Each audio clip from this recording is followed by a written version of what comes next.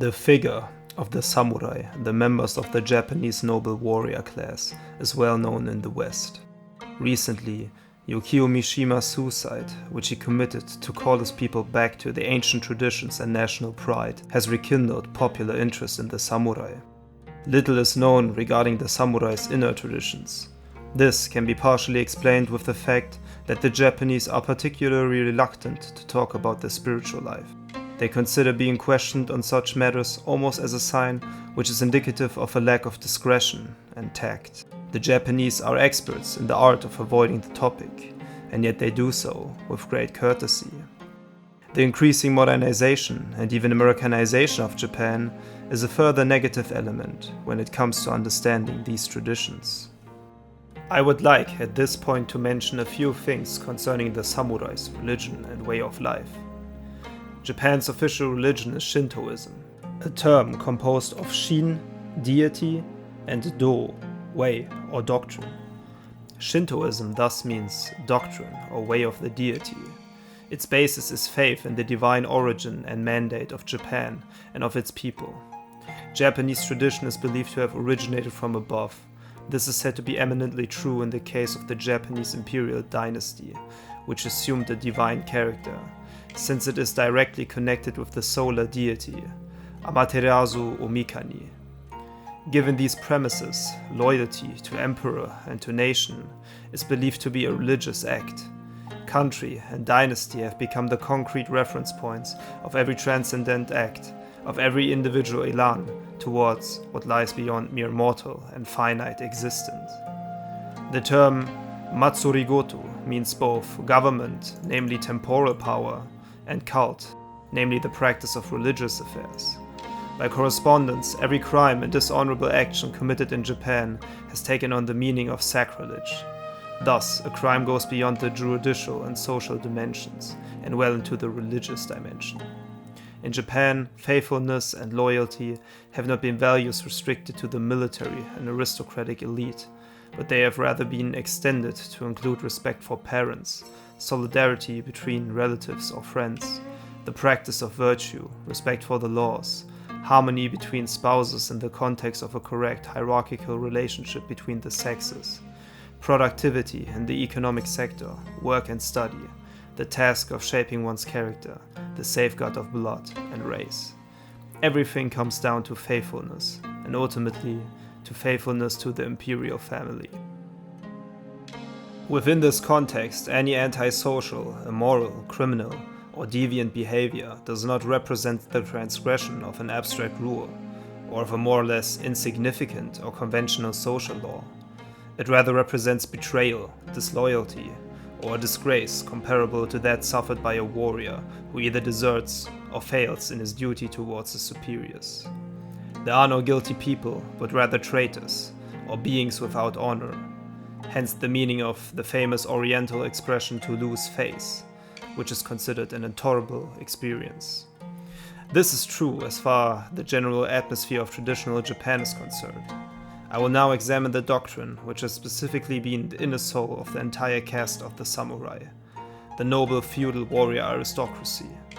I am referring to Zen-shu, or more simply, Zen. The formative power of such a doctrine has been universally recognized. The origins of Zen go back to Buddhism. Buddhism became differentiated into the schools of the so-called small vehicle, Hinayana, and the great vehicle, Mahayana. The former had a more empirical and ascetical character. The latter had a more metaphysical inclination. Zen may be considered as a particular expression of Mahayana. It originated in the northern regions of India and later moved first to China and then to Japan, where it took a firm hold from 1190 CE onwards. Since then, Zen has not ceased to exercise its influence on the Japanese soul in general, and more specifically on the warrior class. Such an influence has grown in intensity ever since the Russian-Japanese conflict. It has grown so much that up to a few years ago, it would have been difficult to find a person of noble origin who had not been exposed to Zen views. It is also well known that ascetical training closely imbued with Zen views was considered as the natural preparation for those who wish to become officers in the imperial army. Having mentioned the relationship between Zen and Buddhism, somebody may still be perplexed, since in the West, Buddhism is thought to be synonymous with alienation from this life. In the West, people also think that the Buddhist nirvana is the supreme way to evade or to escape from the world, which is equated by Buddhism with suffering and to take refuge in some kind of shapeless transcendence. It is not necessary at this point to describe in detail the essence of Buddhism. It suffices to say that early Buddhism, setting aside the abstract speculations and the ritualism with the Hindu Brahmin caste, had become obsessed with, focused simply on the issue of liberation. The truth, which was known even in the ancient Roman world through the words of Sallust, "Everything rises to fall, flourishes but to decay," constitutes the starting point of the original Buddhist doctrine. According to this truth, the world is ruled by caducity and impermanence. However, it is possible to escape from this world and to participate in a higher existence, which is found beyond life and death. Buddha always avoided talk and philosophizing. He designated this higher existence with the term nirvana, which is not a positive description, but rather an apophatic expression. The term nirvana implies that the conditio sine qua non, which is required to reach that particular state, is the destruction of the craving, thirst, desire, or fever, which is so operative in human restlessness. The term vana encompasses all of these meanings, while the prefix nir refers to the absence of this condition. Thus, to say this condition is absent does not mean that one has vanished into nothingness.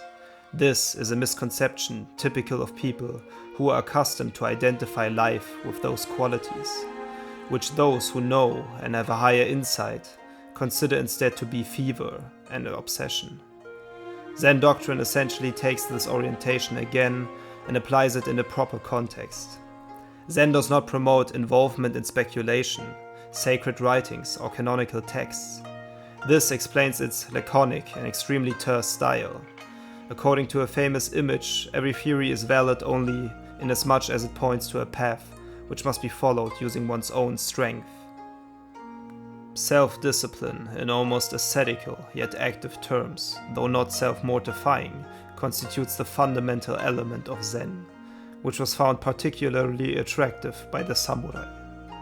This self-discipline, though, is very subtle and mostly directed inward.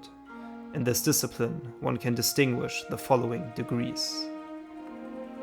First, it is necessary to master external objects, namely the impressions and the stimuli which emanate from them, and to substitute one's passive attitude towards the objects with an active, dynamic attitude. The disciple is encouraged to realize that every time a yearning leads him towards something, he is not in control of the external object, but rather the object is in control of him. Quote, "He who loves a liquor deceives himself in thinking that he is drinking the liquor. The truth is, the liquor is drinking him." Thus, the goal is to become detached, to find within oneself the one master. The Western ethics of the Stoics was not dissimilar from this.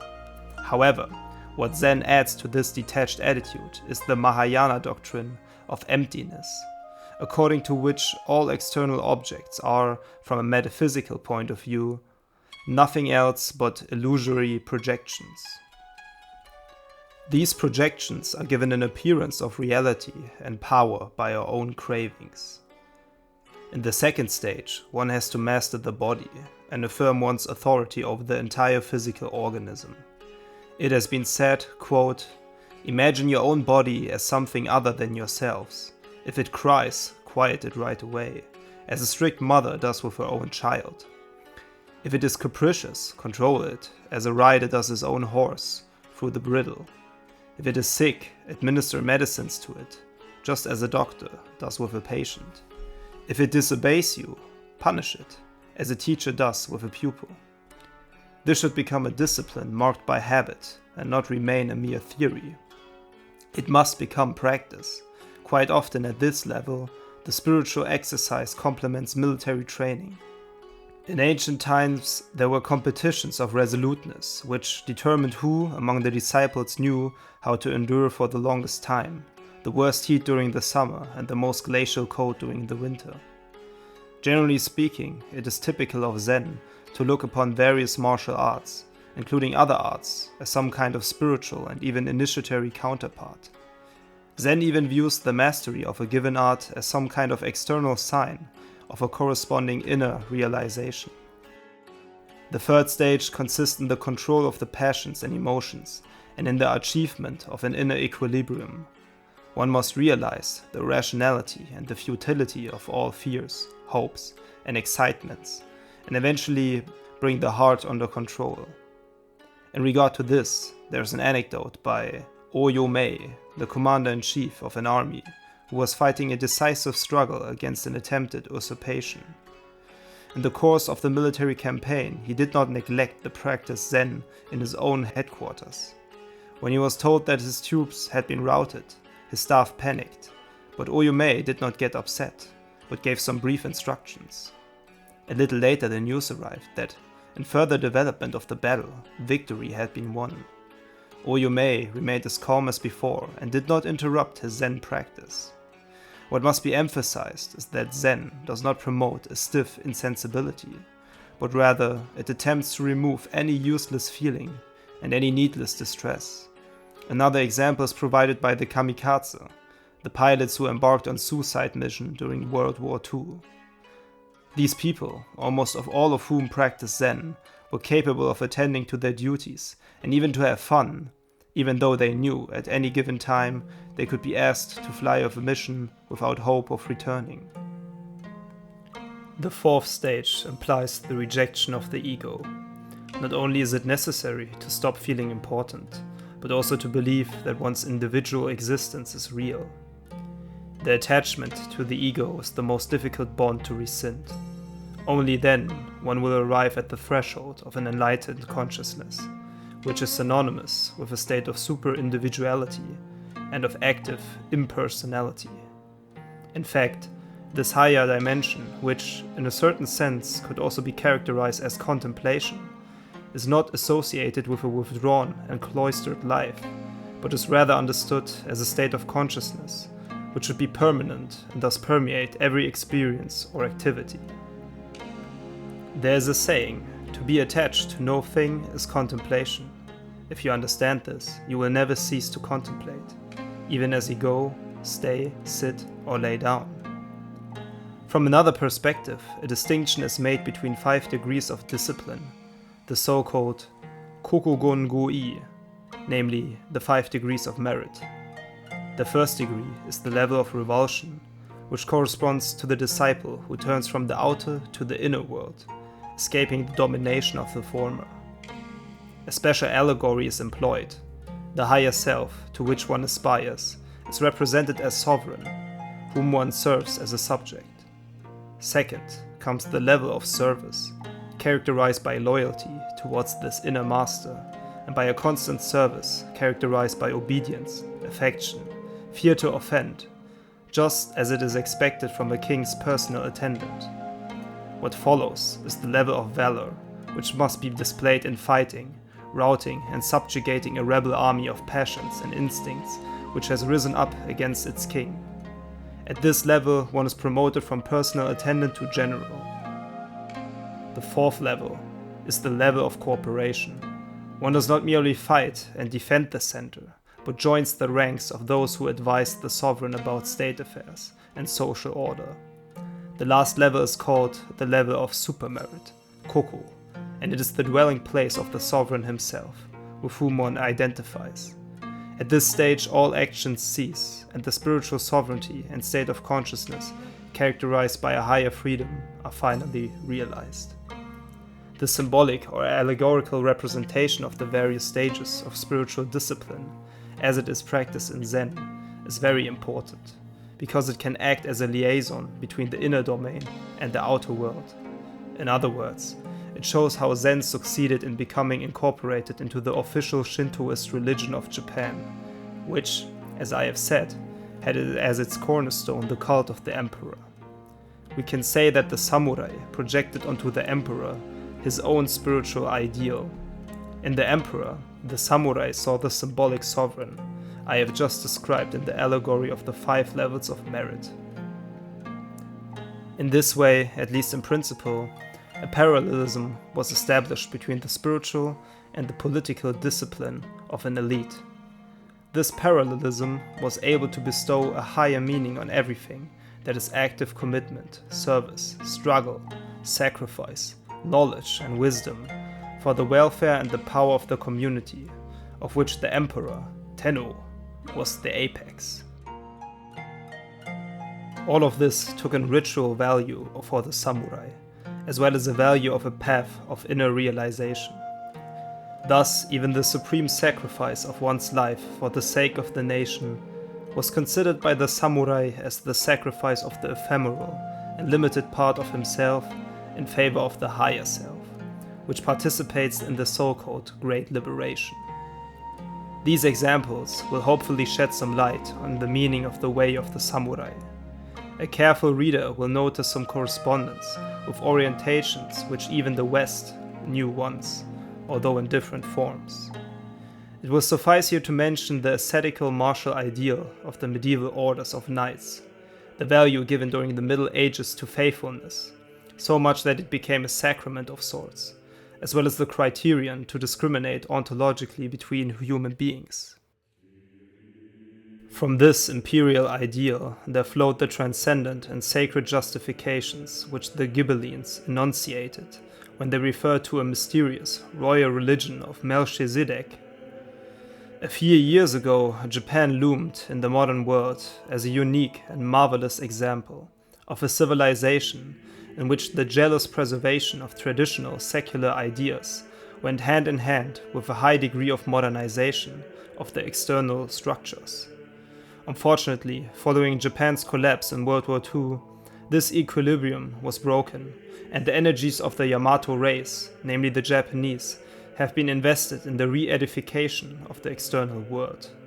The result has been an economic miracle, which has placed Japan among the main industrial and economic superpowers.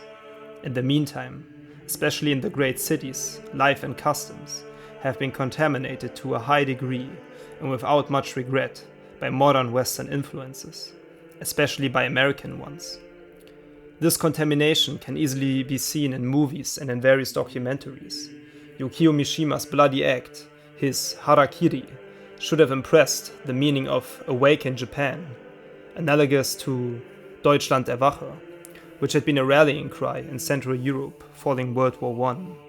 Sadly, Mishima's gesture has just been considered an oddity, and some even called it theatrical.